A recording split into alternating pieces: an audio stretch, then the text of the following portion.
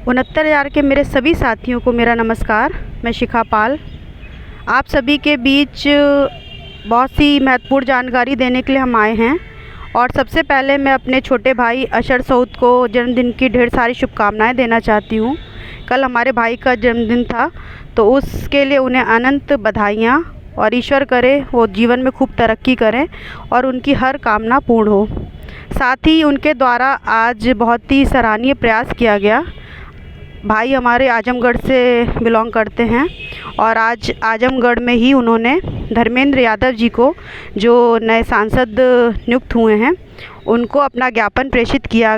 साथ ही उनसे भेंट करी और उनको अपने मुद्दे के बारे में बहुत ही अच्छे से विस्तृत जानकारी दी। तो उनके इस प्रयास के लिए मैं धन्यवाद देना चाहती हूँ। और मैं सभी साथियों से उम्मीद करती हूँ कि जब भी उनके द्वारा हमारे किसी भी सांसद, मंत्री या विधायक को अपना ज्ञापन प्रेषित किया जाता है, तो केवल उनके साथ फ़ोटो मत खिंचवाइए, केवल उनको ज्ञापन ही मात्र मत दीजिए। साथ ही साथ उन्हें अपने मुद्दे से जुड़ी समस्या को बताइए, साथ ही उसका सलूशन जो निकल सकता है, ताकि एक मंच पर जब एक ही सभी के द्वारा, अलग अलग लोगों के द्वारा एक ही बात आवाज़ उठाई जाएगी, तो वो एक बात हमारी मुख्यमंत्री जी तक पहुंचेगी। जब सारे जो सांसद विधायक हैं अपने लेटर पैड से उसी बात को लिखकर भेजेंगे कि इन 69,000 पीड़ित बच्चों की क्या समस्या है और उनके लिए क्या समाधान निकाला जा सकता है। प्रमुखता से हमें उन्हें 2 सॉल्यूशन देने हैं। और जो हमने ज्ञापन तैयार किया था, मैंने पहले भी बताया, मुझे नहीं लगता कि मैंने ऐसा कोई पॉइंट छोड़ा है। उसमें मैंने 6 से 7 पॉइंट इंक्लूड किए थे और उसमें अपनी समस्या को बहुत अच्छी तरीके से बताया है। वो पूरी तरीके से कंप्लीट ज्ञापन है और अगर उसे ढंग से पढ़ा जाता है तो उसमें हमारी समस्या का निदान भी छुपा हुआ है।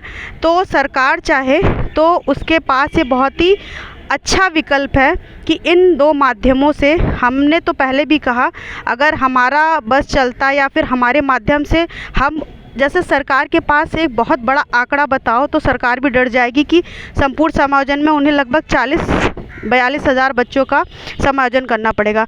तो हम एकदम से जाकर उनके पास ये मांग नहीं कर पाते हैं। एक उसका प्रोसेस है, प्रोसेस के थ्रू हम उन्हें सोल्यूशन देते हैं कि सर, या तो आप जो हमारे 1,37,000 पूरे पदों को भर दीजिए। जितने भी पद आपके पास वैकेंट हैं, 23-24 हज़ार जो भी पद हैं, उनको या तो उनसे रिक्त पदों से हम जैसे सुपर टेट अभ्यर्थियों को भर दिया जाए, अन्यथा जो भी कोर्ट में की शरण में गए हैं, जितने भी याची गए हुए हैं, उन सभी को पिटिशनर रिलीफ देकर आप इस मुद्दे का अंत कर सकते हैं। और तीसरा सलूशन हम लोग ये भी कहते हैं कि सर, आप चाहें तो सभी मुद्दों का समापन हो जाएगा, हर तरीके से हर बच्चा खुश हो जाएगा अगर आप संपूर्ण समायोजन कर देते हैं। तो ये तो सरकार के ऊपर निर्भर करता है। हमारे द्वारा केवल उनको सुझाव दिया जा सकता है, अपनी समस्या बताई जा सकती है। बाकी जो सरकार या अधिकारियों को जो उचित लगेगा उस पर वो कार्रवाई करेंगे। तो इस कड़ी में पहले भी मैंने आपको बताया था, इधर हमारी मम्मी का स्वास्थ्य बहुत ज़्यादा ख़राब था, उनको काफ़ी बड़ी प्रॉब्लम हो गई थी।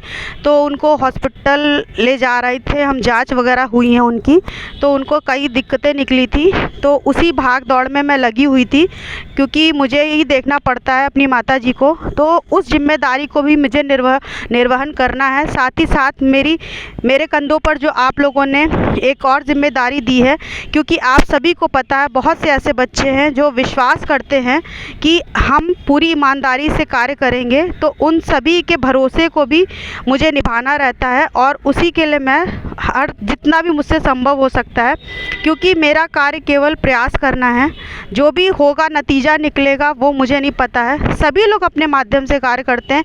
मैंने कभी भी किसी भी वीडियो में किसी का भी विरोध नहीं किया है। सभी लोग संघर्ष कर रहे हैं, चाहे जो भी पीड़ित अभ्यर्थी है, सबको मौका मिला है, सब अपनी आवाज़ उठा सकते हैं। जिसको जिस माध्यम से अवसर मिले वो उस मंच से जाकर अपनी बात उठाए और उसका अधिकार है कि वो नौकरी पाए। तो उसी कड़ी में मैं भी हमेशा प्रयासरत रहती हूँ, अगर चाहे मुझ पे कोई छिटाकशी करे, चाहे जो बोले, क्योंकि मैं किसी से डरती इसलिए नहीं हूँ क्योंकि ना मैं कभी किसी से 1 रुपए के लिए आर्थिक सहयोग के लिए बोलती हूँ कि मुझे इस तरीके से, अगर कभी स्वेच्छा से किसी ने दिया होगा तो ही दिया होगा। मैंने कभी आज तक किसी से किसी भी प्लेटफॉर्म में, किसी वीडियो में या किसी भी नंबर, इवन मैं जो नंबर आप लोग के साथ शेयर करती हूँ उस पर ना मेरा फ़ोन पे चलता है, ना गूगल पे चलता है, कुछ भी नहीं है। तो मैंने आज तक किसी भी सोशल साइट से आर्थिक सहयोग के लिए कभी भी नहीं कहा है। मैं केवल अपने स्तर से प्रयास कर रही हूँ, जितना मेरे अंदर क्षमता है कि मैं जहाँ तक, ये मैं नहीं कहती कि मैं रोज़ भाग दौड़ करके रोज़ मैं भागती हूँ, रोज़ दौड़ती हूँ। जहाँ तक मुझसे संभव होगा, मैं पिछले 4 साल से लगातार दौड़ रही हूँ। चाहे वो धरना हो, धरने में मैंने जितना मुझसे हो सकता था मैंने अपनी तरफ से पूरा एफर्ट डाला, उसमें भी अपने पास से पैसे खर्च करे। उसके बाद 3 से 4 साल होने जा रहे हैं, ज्ञापन है, PDF बनवाना है, लेटर टाइप करवाना, कुछ भी चीज़ें होती हैं, भाग दौड़ में जो भी खर्चा आता है मैं स्वयं वहन करती हूँ। तो इसलिए मैं नहीं चाहती हूँ कि मेरे वीडियो में कोई भी नेगेटिव कमेंट कभी इस टाइप का आए कि ये फर्जी बातें कर रही हैं, बरगला रही हैं। बरगलाना तब होता है कि जब आप किसी उम्मीद से, किसी अपेक्षा करके आप वीडियो बनाते हैं या प्रयास करते हैं। मैं पूरी ईमानदारी से इसी निष्ठा से कार्य करती हूँ कि मैं भाग रही हूँ, दौड़ रही हूँ तो अपने दम पर दौड़ रही हूँ और अपनी नौकरी के लिए दौड़ रही हूँ। अगर उसके साथ साथ और लोगों का भी भला हो जाता है तो मैं उसके लिए भी प्रयासरत हूँ। तो मैं चाहती हूँ उसी प्रयास में, और ऐसा नहीं है जब कुछ ठोस कार्रवाई होती है, जब कहीं से मुझे पॉजिटिव रिज़ल्ट मिलता है तभी मेरा वीडियो आता है। मैं रोज़, ये नहीं कि मुझे सोशल मीडिया पे आने का शौक़ है। लोग कहते भी हैं कि दीदी आप वीडियो क्यों नहीं डालती हैं, तो मुझे पहले भी मैंने कहा मुझे कोई यूट्यूबर बनने का शौक़ नहीं, ना ही मुझे कोई नेता बनने का शौक़ है। बस मेरा उद्देश्य यही रहा है पिछले 3 से 4 सालों से, जो मुझे पर्सनली जानते हैं, कि मैंने पूरी ईमानदारी से कार्य किया है और जब कुछ रिज़ल्ट आता है तभी मेरे द्वारा वीडियो डाला जाता है। तो आज मुझे पॉजिटिव रिज़ल्ट मिला, जहाँ से मैंने बताया था, प्रयास किया था कि एक बड़े लीडर के द्वारा, बीजेपी लीडर के द्वारा मैंने अपनी चीज़ें मुख्यमंत्री जी तक प्रेषित करी थी, भिजवाई थी डायरेक्ट उनके माध्यम से। आज फिर मुझे ऑफिस से कॉल आया, आज फिर दोबारा उन्होंने मुझसे वही चीज़ें पूछी कि आपने इस ज्ञापन में 2 सॉल्यूशन बताए सरकार के सामने। सरकार के पास ये दुविधा आ रही है कि वो तो ये बोल रही है कि मैटर कोर्ट में चल रहा है, तो उसके बिहाफ पर क्या सॉल्यूशन हो सकता है। बच्चे 2 तरीके के हैं, इसमें आरक्षित और अनारक्षित वर्ग के हैं। तो मुझे आज फिर उन्हें समझाना पड़ा कि सर, भले आरक्षित अनारक्षित दोनों ही वर्ग गया है, कोर्ट की शरण में गया है, अलग अलग मुद्दे को लेकर गया था, एक दूसरे के खिलाफ वो कोर्ट में खड़ा है, बट वो अगर ज़मीनी स्तर से देखा जाए तो सभी ने याचिकाएं डाली हैं। दोनों ने, जनरल वर्ग हो चाहे आपका आरक्षित वर्ग हो, दोनों ने याचिकाएं डाली हैं और इसी उद्देश्य से डाली हैं क्योंकि वो सभी संघर्ष के साथी हैं। उन्होंने ज़मीनी स्तर से कार्य किया था, जब उन्हें सीटें नहीं मिली थी तो उन्हें कोर्ट की शरण में जाना पड़ा, संघर्ष किया। तो जब वहाँ से विफल हो गए थे, 2022 का जो चुनाव हुआ था उस समय हमारी सीटें नहीं जुड़ पाई थी, 22,000 सीटें हमारी नहीं जुड़ पाई थी। तो उसके इतर याला फैसला लिया गया था कि हम जाते हैं, जो भी चीज़ें हैं वहाँ पर आरक्षित और अनारक्षित वर्ग दोनों गए थे, तो वो मैटर अलग है। तो उसी के बिहाफ पर हम आज एकत्र हैं, दोनों में सामंजस्य है। जो बड़े लीडर हैं, जितने भी लोग हैं, आपसी सहमति सभी की है, क्योंकि याचिका इसी उद्देश्य से डाली गई है कि सभी को पिटिशनर रिलीफ मिल जाए, चाहे वो आरक्षित वर्ग के हो चाहे वो अनारक्षित वर्ग हो।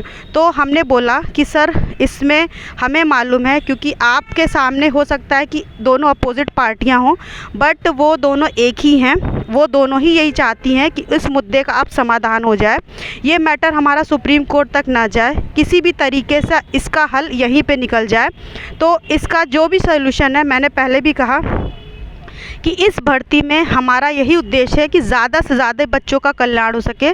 चाहे आप जो रिक्त पद हैं जितने भी सरकार के पास हैं, वो मेरे पास डाटा नहीं है, 23 से 24 हज़ार हम लोग की नज़र में है। बाकी आपके पास, आप जिस तरीके से इसका सॉल्यूशन निकालना चाहते हैं, या तो आप हमारी पूरी 23 से 24 हज़ार सीटें भर दीजिए, उससे हम जैसे लोगों को जो सुपर टेट पास हैं उनको समायोजित कर दीजिए, 1,37,000 को कंप्लीट करिए।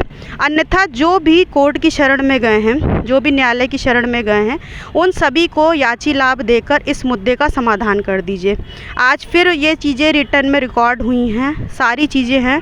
हम ना ही उन नेता का नाम बता सकते, और जहाँ से मुझे बस मैं इतना कह सकती हूँ कि जो प्रयास किया जा रहा है वो सार्थक दिशा में किया जा रहा है हमारे द्वारा, और मुझे पूर्ण आशा है कि कुछ ना कुछ तो इसका रिज़ल्ट मुझे अवश्य मिलेगा। और जिस दिन सामने चीज़ें आएंगी, फलीभूत होंगी, तो सभी लोगों को पता चलेगा कि हमने ज़मीनी स्तर पर कार्य किया। हमने पहले भी कहा कि हम इसमें किसी से ना ही कोई मदद लेते हैं, ना ही हम कोई मुझे इस चीज़ की सैलरी देता है। मैं दौड़ती हूँ, अपने बलबूते दौड़ती हूँ, अपना परिश्रम करती हूँ, अपने घर का कार्य करने के बाद मैं जाती हूँ, सारी चीज़ों को मैं एकल होकर निपटाती हूँ। आर्थिक तौर से भी मैं खुद ही भाग दौड़ करती हूँ। तो ये मैं प्रयास अगर करती हूँ तो मुझे नहीं लगता कि किसी को मेरा किसी भी प्रकार से विरोध करना चाहिए। एक तरीके से आपका मुद्दा ही तो सामने जा रहा है।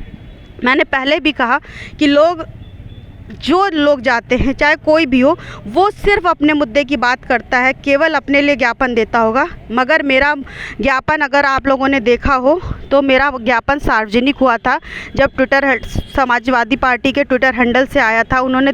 आप लोगों ने, सभी लोगों ने देखा होगा कि उसमें आरक्षित प्लस अनारक्षित दोनों वर्ग की बात होगी, और उसमें ज़्यादा से ज़्यादा 1,37,000 को कंप्लीट करने की बात रही थी और याची लाभ देने की बात रही है। तो मेरा कार्य पूरी तरीके से निष्पक्ष रहता है, और मैं हमेशा से ईश्वर से यही कामना करती हूँ कि मेरे जितने भी पीड़ित भाई बहन हैं, सबका कल्याण हो, सबको नौकरी मिले, साथ ही मुझे मिले। पहले हमारे जो योग्य भाई बहन हैं उनको मिले, फिर पीछे से हमें मिलती है, तो उसमें ही मुझे आत्मसंतुष्टि मिलेगी। तो यही मेरी मंगल कामना है ईश्वर से कि हम लोग का मुद्दा जल्द से जल्द सॉल्व हो और हम सभी को नियुक्ति मिले। धन्यवाद।